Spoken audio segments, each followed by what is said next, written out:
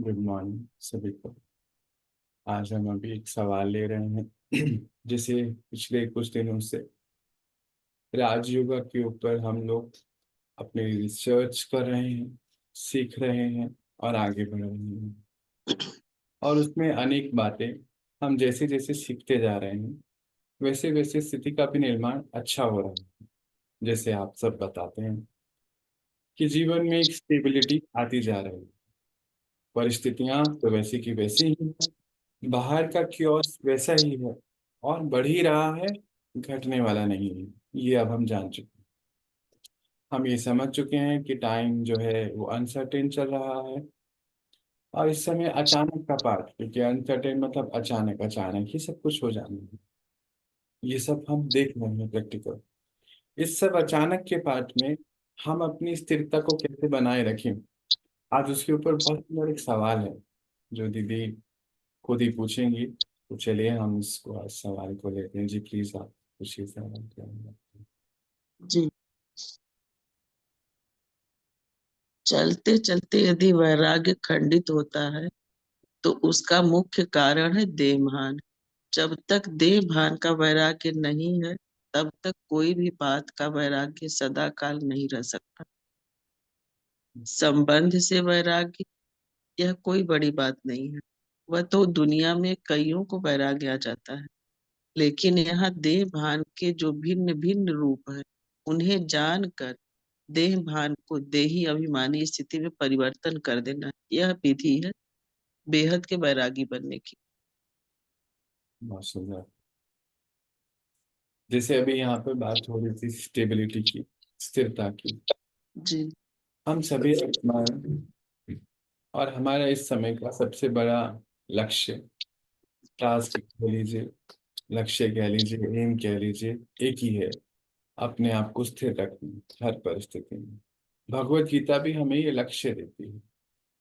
क्या लक्ष्य देती है? सारे ग्रंथ ही यही लक्ष्य देते हैं कि सर्दी गर्मी निंदा स्तुति सब एक समान अवस्था हमारी बन जाए।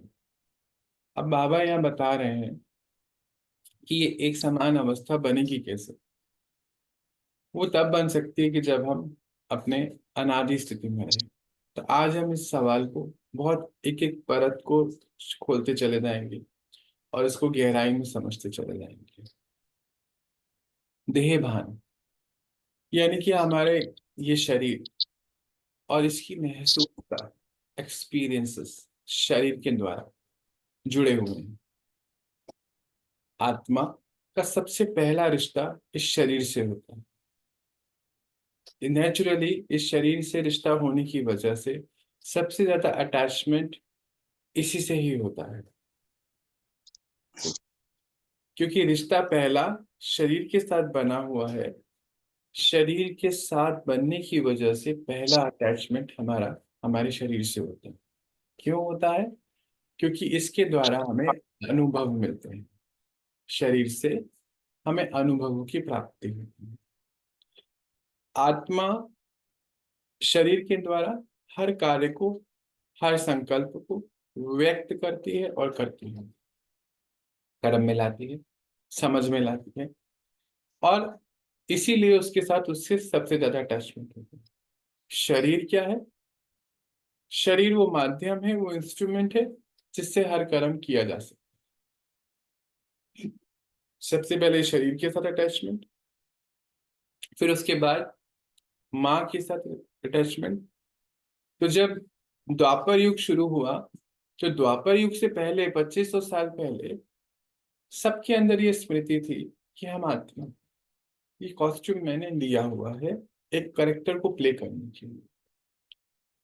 पर जैसे ही, जैसे शास्त्रों में लिखा कि देवी देवता वाम मार्ग में गए या फिर बोले उल्टे मार्ग में गए, या फॉरबिडन एप्पल की बात हुई, तो यानी कि विकारों की जब एंट्री हो गई सृष्टि पर, हम सब आत्माओं के द्वारा हम सबके अंदर बॉडी कॉन्शियसनेस आ गया। बॉडी कॉन्शियसनेस मतलब कि अब शरीर ही जो है, इसी को ही प्रथम माना गया। और मैं आत्मा इस शरीर के द्वारा कर्म कर रही हूँ, हम ये भूल गए। और धीरे धीरे ये शरीर ही जैसे मानो मशीन ही आगे बढ़ गई और जो ऑपरेटर है वो कहीं पीछे सो गया जा। ऐसा कुछ हो। अब इस समय इतने सारे 2500 साल बीत गए, द्वापर से कलयुग की अंतिम घड़ियां आ गई। बाबा का आना हुआ। बाबा ने हम सबको जागृत किया कि तुम सब आत्मा हो, शरीर नहीं। घर जाने का समय है बच्चों। इसीलिए अनसर्टेन टाइम की शुरुआत हुई। ये ज्यादा दिन नहीं हुए हैं, ये सब हुए हुए पिछले 80-85 साल में हम देख रहे हैं कि रिहर्सल्स बढ़ती जा रही हैं। बाहर परिस्थितियां ज्यादा बढ़ रही हैं, अब तो हर दिन बढ़ती जा रही हैं, क्योंकि समय आ चुका है घर जाना। अब बाबा यहाँ कह रहे हैं हमें कि बेहद के वैरागी बन जाए। तो आपकी स्थिरता, स्टेबिलिटी बहुत इजी है। अब उसमें कुछ शब्द भी यूज करे बाबा ने। जैसे बताया कि अपने संबंधों से वैराग्य लाना तो बड़ा इजी है, नेचुरल है। देख लीजिए कलयुग में क्या हाल है। अगर हमें किसी संबंध से कोई प्राप्ति नहीं होती या दुख की प्राप्ति होती है, तो हम थोड़ा किनारा कर लेते हैं, करते ही हैं। कलयुग तो ऐसा ही बना हुआ है, इजी है किनारा कर लेना। घर में चार लोग भी आपस में अच्छे संबंध में नहीं रह पाते हैं। क्यों? क्योंकि हमें वैराग्य है। क्यों? क्योंकि उस पर्टिकुलर रिश्ते से, उस पर्टिकुलर संबंध से हमें जो है, जो प्राप्ति होनी चाहिए कि सुख और शांति की, प्यार की, वो हमें मिल नहीं रही। तो इजी है किनारा कर ले। अच्छा, वस्तुओं से भी किनारा कर लेते हैं। कैसे वस्तुओं से किनारा इजी है? अब जैसे मान लीजिए कोई बहुत ही नामी गिरामी है, तो भी उसके पास हर चीज तो नहीं हो सकती दुनिया की। तो ये समझ होती है कि हमारे पास इतना ही है, हम इतना ले सकते हैं और इतना नहीं ले सकते। ऑटोमेटिकली वैराग्य अपने आप ही हो जाता है। जो नहीं है वो तो नहीं है। बाबा भी यही कहते हैं। कहते बच्चे, आपके पास कुछ भी नहीं है और आप कहो कि मैंने त्याग दिया, तो ये त्याग नहीं है, ये तो परिस्थिति ऐसी है। आपके पास सब कुछ होते हुए आप त्याग कर रहे हो, तो फिर माना जाएगा कि हाँ, आप त्याग के आत्मा हैं। चलो, ये एक पॉइंट है जो हम बाद में कभी इसको लेंगे। परंतु इसको समझना है कि बेहद का वैराग्य का अर्थ जो डीपली बताया गया, एक तो हुआ कि हमारा आत्माओं के साथ वैराग्य, हमारा वस्तुओं के साथ वैराग्य, हमारा खाने पीने के साथ वैराग्य।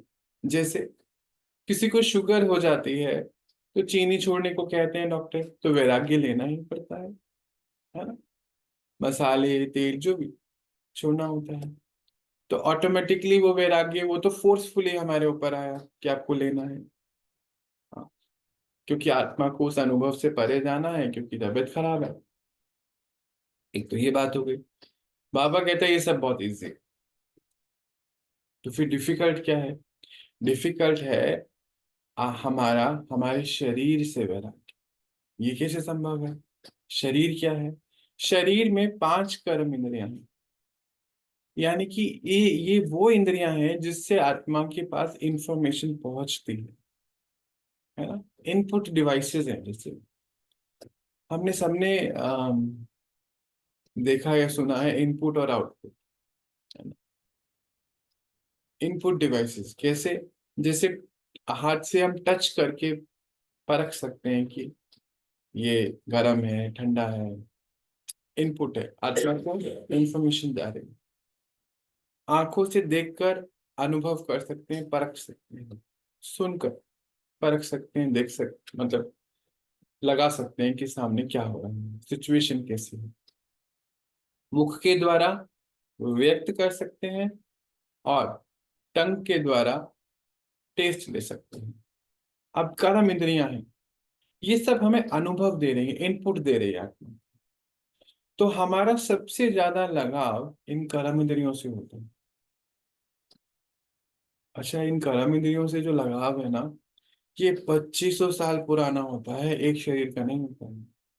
जैसे इसको भी समझते हैं हम। जब आपने हमारे घर में जब छोटे बच्चे आसपास, जब भी घर में, परिवार में आसपास भी जन्म लेते हैं, तो कुछ ही टाइम में हमें समझ में आ जाता है कि इनको मीठा ज्यादा अच्छा लगता है या तीखा अच्छा लगता है, या नमक, नमकीन चीजें ज्यादा पसंद करते हैं। कितने बजे उठते हैं, कितने बजे सोते हैं, सब समझ में आ जाता है। अच्छा, इनको इस पर्टिकुलर म्यूजिक पे उनके पैर चलने लगते। छोटा बच्चा, नहीं आपने सब अनुभव करे होंगे, 6-8 महीने का बच्चा ताली बजाता है। कोई बच्चे ऐसे होते हैं जो भजन सुन रहे होते हैं ना, तो भजन सुनते सुनते सो जाते हैं, कोई बच्चे अलग तरह के गाने सुनते हैं। अब प्रैक्टिकली अगर हम देखें, वो छोटा बच्चे के पास अभी क्या अनुभव है, शरीर में तो कोई अनुभव नहीं। तो वो कहाँ से लेकर आए? नेचुरली पीछे से लेकर आए। अब इसको इस बात से जोड़ दीजिए कि हमारा इन कर्म इंद्रियों के साथ बहुत गहरा रिश्ता है, बहुत गहरा रिश्ता है, 2500 साल पुराना। क्योंकि आत्मा इन कर्म इंद्रियों के द्वारा अनुभव प्रदान कर रही है, अपने आप को सेटिस्फाई कर रही है। अब जैसे इसको और जरा एक और लेयर खोल के देखेंगे, मान लीजिए अभी मेरे शरीर की डेथ हो जाती है ना। अब आप इस शरीर में मानो मेरी मनपसंद चीज डाल भी देंगे मुख में, तो कुछ स्वाद तो नहीं है। तो खा कौन रहा है? आत्मा खा रही है। देख कौन रहा है? इस आंखों के द्वारा आत्मा देख रही है। उसके बाद हम कितना भी खोलें, कोमा में भी अगर आंखें खोलते हैं, कोई अनुभव नहीं। शरीर छूटने के बाद आप जितनी मर्जी आंखें खोल लीजिए, कोई अनुभव नहीं। मुख में कुछ भी डाल दीजिए, अनुभव नहीं। आप कितना भी हाथ को रगड़िए, कोई अनुभव नहीं, स्पर्श का भी महसूसता नहीं। तो यहाँ से ध्यान दीजिए कि इसको, इस कारोबार को कर कौन रहा है? आत्मा कर रही है। अभी हमने बच्चे का एक युक्ति ली, एग्जाम्पल लिया, पीछे से सारी कुछ कैरी फॉरवर्ड होके आ जाता है। बहुत सालों के अनुभव है हमारे, जैसे अग्नि से डर लग सकता है, पानी से, ये सब अनुभव है। अच्छा, कहीं से कहीं आपने बच्चों को देखा होगा जहाँ बहुत चीखने चिल्लाने की अवस्था होती, बच्चे डर जाते हैं, सहम जाते हैं, रोने लगते हैं। कहीं खुद ही बहुत चिल्लाते हैं छोटे बच्चे को। कोई किसी किसी के रोने के भी तरीके अलग होते हैं, कोई तो बहुत साइलेंटली रोता है, और कोई रोता है तो आसपास के घरों में भी पता चल जाता है कि भाई बच्चा रो रहा है। क्या है? ये सारे अनुभव हैं। अनुभव मिले किससे? अब देख लीजिए, मान लीजिए हमारा कोई रिलेटिव है जो हमें बहुत बहुत बहुत सुख देता है। हमारा अनुभव है कि जब वो आने वाले होंगे तो हमारे दिल की अवस्था बहुत अच्छी हो जाती है कि अरे वो आ रहे हैं, तो बड़ी तैयारियां भी करते हैं। अनुभव। कोई ऐसा है कि जो नहीं करता, ये भी एक अनुभव है, बैड एक्सपीरियंस है। तो थोड़ा सा हम, ठीक है भाई आना है, चलो लाना है, तो थोड़े वैसे हो जाते हैं, किनारे टाइप का। ये भी अनुभव है। पर ये सारे अनुभव मिल किसके द्वारा रहे? रिलेटिव्स के द्वारा नहीं, इस शरीर के द्वारा। रिलेटिव से, खाने पीने से, सर्दी गर्मी से तो भी हम बच सकते हैं, पर फंस किस में जाएंगे अंत में? इन कर्म इंद्रियों में फंस जाते हैं। और जब कर्म इंद्रियों में फंस गए, फिर से दोबारा माँ के गर्भ में जाना पड़े, जाना तो है ही, तभी इसी कलयुग में ही जाना पड़ेगा। और फिर आसपास फिर वापस वहीं कहीं जन्म लेना होगा, उस इच्छा को सेटिस्फाई करने के लिए। अंडरलाइन करनी है लाइन, उस इच्छा को सेटिस्फाई करने के लिए हमें वापस से माँ के गर्भ में जाना पड़ेगा, जो भगवत गीता में लिखा हुआ है, पुनरुपि जन्म पुनरुपि मरणम। बार बार ही मरना, बार बार ही लेना जन्म। क्यों लेना? क्योंकि ये अनुभव हमें करने की आदत पड़ गई है। हमें आंखों से देखने की आदत, मुख से अलग अलग व्यंजन खाना और बोलने की आदत, या जो भी पड़ गई। बाबा यहाँ कह रहा है बेहद के वैरागी बन जाए। अब आते हैं हम बिल्कुल बेस पॉइंट पर कि ये संभव कैसे होगा। ये संभव होगा जब हम इस वैराग्य को समझ के साथ ढालें। दुनिया में वैराग्य को माना गया घर बार छोड़ के चले जाए, है ना, ऐसा माना जाता है।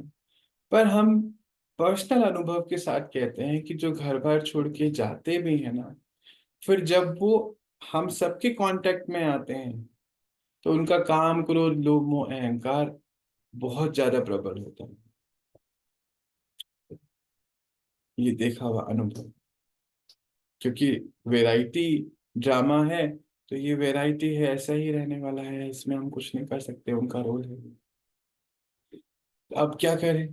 तो क्या हम घर भर छोड़ के जाएं? बिल्कुल छुट्टी नहीं है, हमें बाबा ने ये छुट्टी नहीं दी। क्या हम काम छोड़ दें? बिल्कुल छुट्टी नहीं दी है। बाबा कहते हैं वैरागी बनो, तो वैरागी कैसे बने?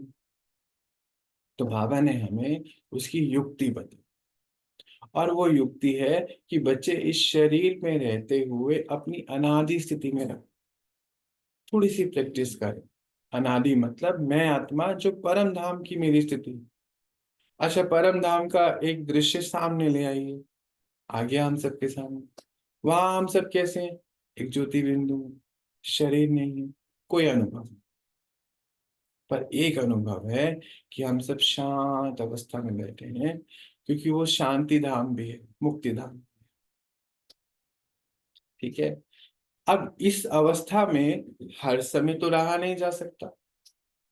अब क्या करें? तो फिर बाबा को हमने कहा, बाबा आप तो बिंदी बन के ऊपर बैठे रहते हैं, आपको तो नीचे कोई खास काम नहीं है, हमें तो सब काम करना है। घर में सामान भी लाना है, ऑफिस भी जाना है भाइयों को, जो जो भी रिस्पेक्टिव जॉब है उनकी, बहनों को घर के सारे कार्य करने हैं, खाना बनाना है, बच्चों की पालना, घर की पालना, सफाई सब करना है।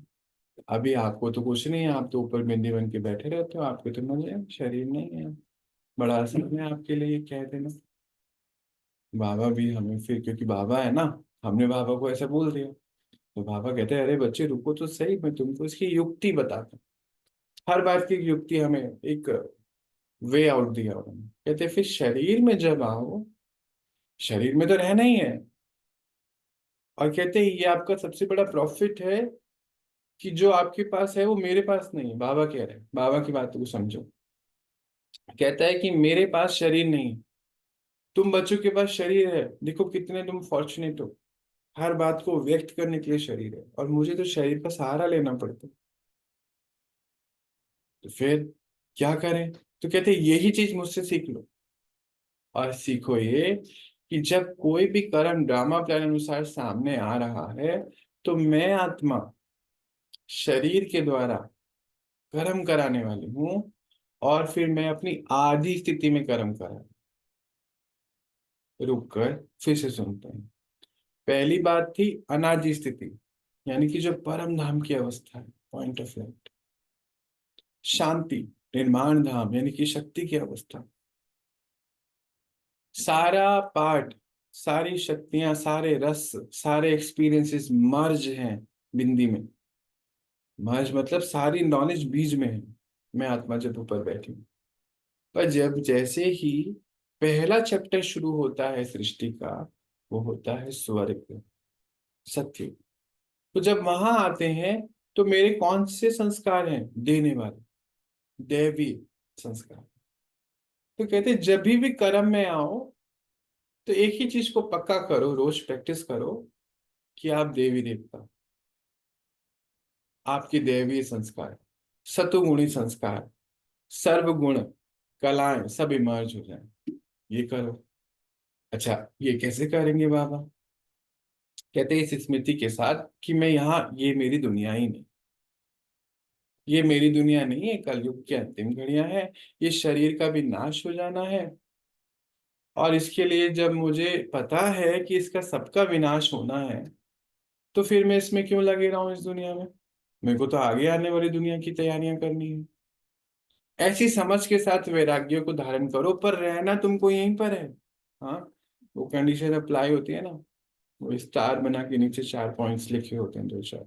तो उसमें बाबा ने बोला कंडीशन अप्लाई, रहना यही है।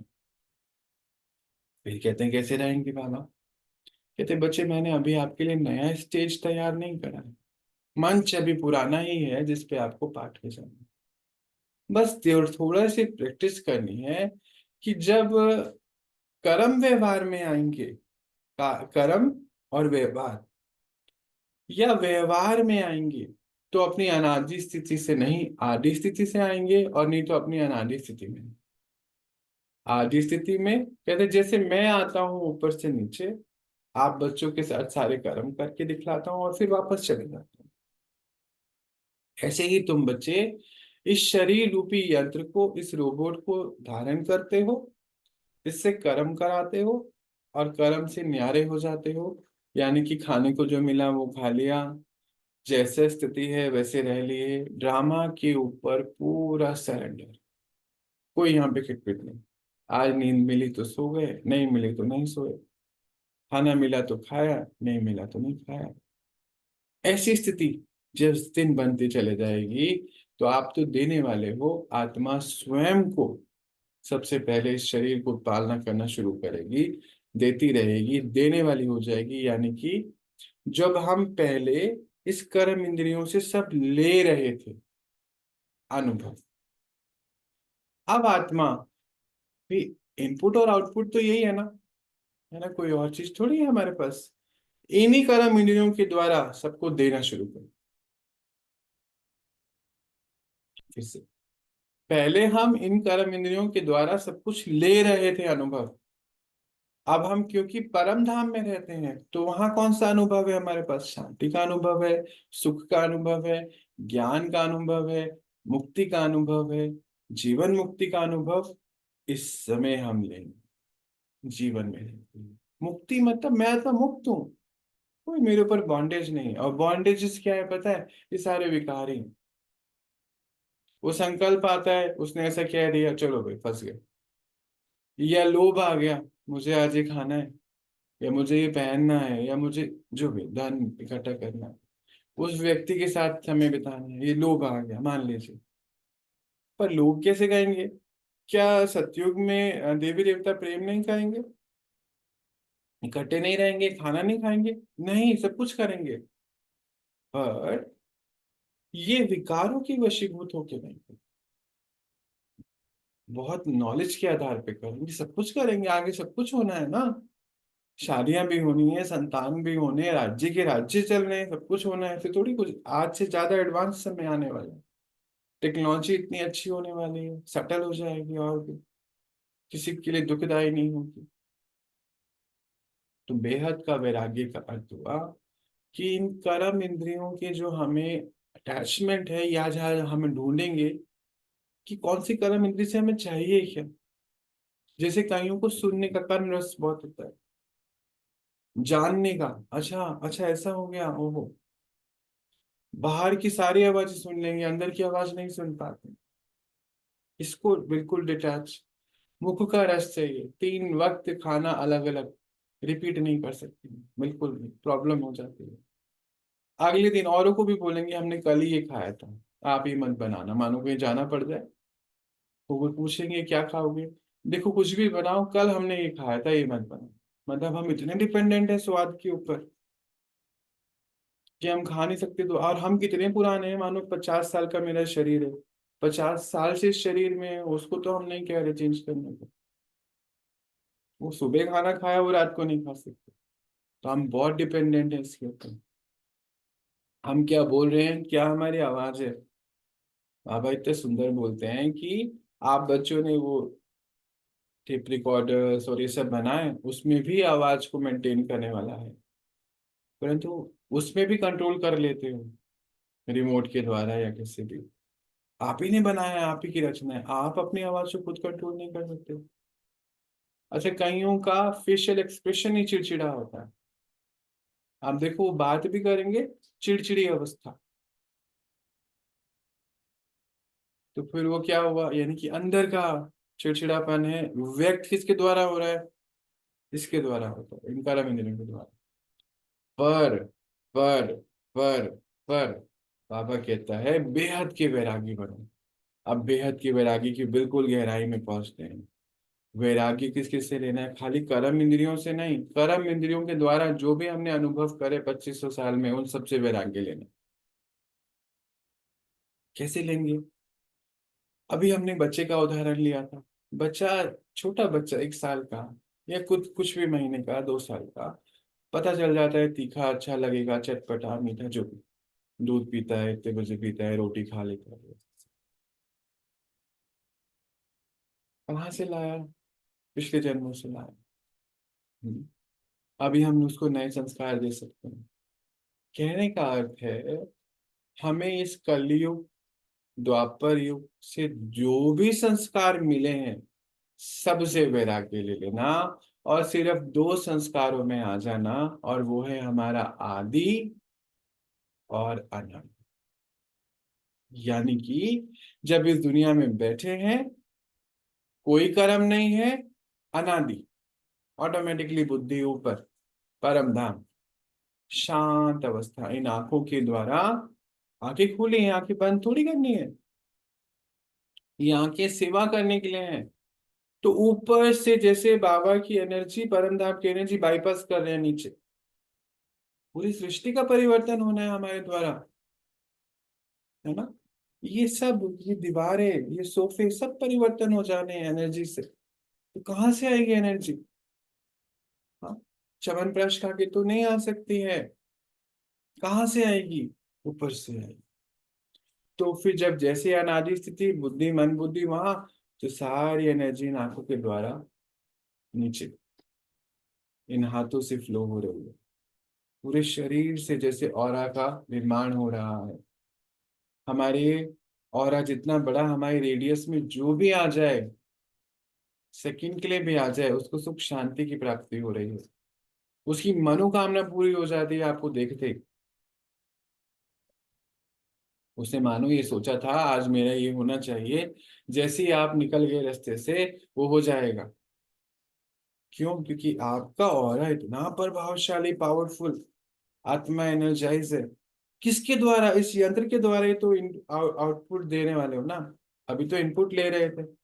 दो ही काम है, और दोनों में से एक ही एक टाइम पे हो सकता है। या तो हम इनपुट लेते रहेंगे, या फिर अब आउटपुट देने शुरू करेंगे। देवी देने का अर्थ, देवी देवता का अर्थ है देने वाली आत्मा, लेने वाली। अब कौन कौन से संस्कार मर्ज करने हैं? दो संस्कारों को छोड़ के सब कुछ मर्ज कर देना। दो युग के संस्कार चाहिए। कौन कौन से युग के? एक तो हमारे जब हम ऊपर परिणाम रहते हैं, अनादि स्थिति, वो संस्कार हमारे कौन से हैं? डीप साइलेंस की स्थिति। डीप साइलेंस का अर्थ डेड साइलेंस नहीं है। क्यों? क्योंकि जब हम ऊपर परम धाम में भी होते हैं, तो हमें संकल्प आता है कि नीचे आने का समय आ गया है। यानी कि 0.5 और एक संकल्प है बस, ज्यादा संकल्प। डेल्टा स्थिति, डेल्टा स्थिति हम आज से शुरू करेंगे ना, नेक्स्ट 90 डेज तक प्रैक्टिस करेंगे, देखिए आप कितने आनंद में अवस्था हो जाएगी। बाबा कैसे रहता है? बिल्कुल शांत बैठा है, लास्ट 100 साल में सारे काम करने हैं इस समय। आएगा, बोलेगा भी, बताएगा भी, करेगा भी, सब करके चलेगा। मेजोरिटी टाइम कहाँ बैठा है? ऊपर पर में।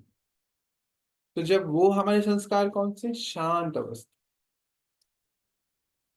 दूसरे संस्कार कौन से हैं? दैवीय संस्कार, आदि की स्थिति, देने वाले। देने वाले क्या देने वाले? सुख शांति प्रेम। तो हाथों से भी प्रेम, कोई भी चीज को उठा रहे हैं, कोई भी चीज को रख रहे हैं चेहरे से, हर्षित मुक्ता, शांति, दृष्टि में ऐसी स्थिति, प्रेम सबके लिए, शांति सुख सबके लिए, पवित्रता, आंखें पवित्र ही देख रही हैं, कान पवित्र सुन रहे हैं, मुख पवित्र बोल रहा है। जब ये बोल रहा है तो इसको भी अनुभव हो रहा है, जब ये बोल रहा है इसको भी अनुभव हो रहा है कि कभी नहीं सुना है, कहाँ से आ रहा है? ऊपर से है। बाबा बता, ये हमारा है बेहद का वैराग्य। जब हम इन कर्म इंद्रियों से भी परे हो जाएं, अब कर्म इंद्रियों से परे होना काम छोड़ना नहीं है।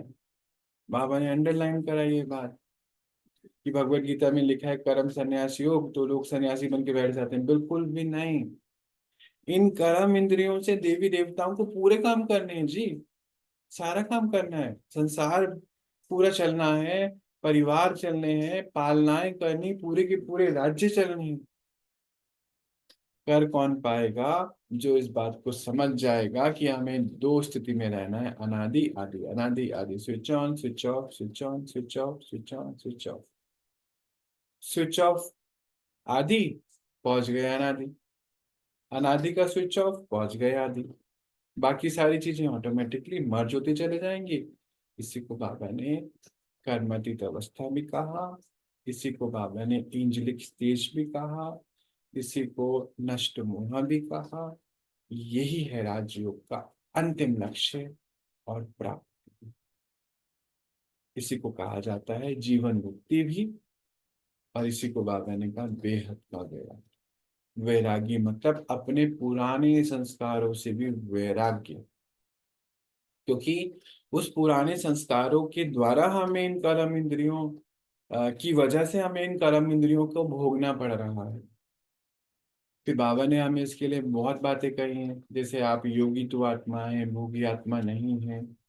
तो वो स्थिति से हम इसको प्राप्त कर सकते हैं, और इसी को कहा जाता है देवी देवता चैतन्य रूप। इस समय चैतन्य देवी देवताओं की आवश्यकता है। जड़ मूर्ति वालों को तो अब समझ चुके हैं कि वहां भगवान, थोड़े दिन का पाठ रह गया है उनका। आगे जाके तो जैसे कोविड में मंदिर भी बंद हो गए थे, शायद ऐसा दृश्य फिर हमें देखने को मिल सकता है। वो नहीं होता है, रिपीट नहीं होता ड्रामा। अब समाप्ति का समय आ रहा है, इसीलिए सब सब ये सब चीजें समाप्त होनी है। क्यों? क्योंकि आप सब चैतन्य देवी देवता, गायन है ना, शिव शक्तियां आ गई। शिव शक्तियों के द्वारा ही सृष्टि का उद्धार, सृष्टि का कल्याण, सृष्टि का परिवर्तन है। शिव कहाँ बैठा है? ऊपर। शक्तियां नीचे हैं।